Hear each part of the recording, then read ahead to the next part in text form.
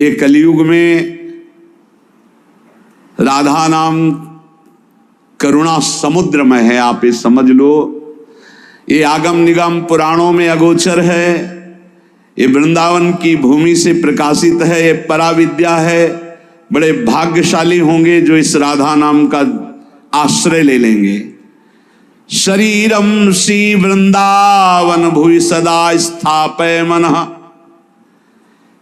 अगर शरीर वृंदावन में नहीं रख सकते तो वृंदावन की रज तो शरीर में लगा सकते हो।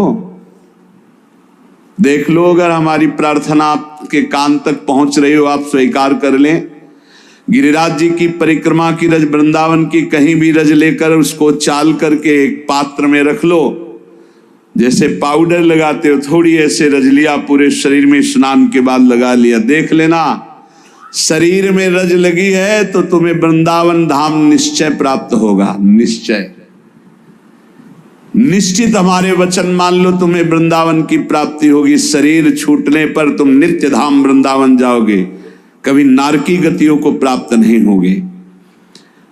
और अगर शरीर वृंदावन वास कर रहा है तो बहुत ही मंगल बात है। बस सावधानी रखे, रहनी से रहे, क्योंकि आगे कह रहे शरीरम श्री वृंदावन भुवि सदा स्थापय मनः। मन भी वृंदावन में स्थापित करो। तन तो स्थापित किया भी। एक हमसे प्रश्न किए कि मैं वृंदावन जब आता हूं, वृंदावन 2-4-10 दिन रहता हूं तो मेरे मन में दोष दर्शन होने लगता है। बाहर रहता हूं तो रोना आता है वृंदावन के लिए, मैं करूं तो क्या करूं? तुम का बाहर रहो, यहां मत रहो।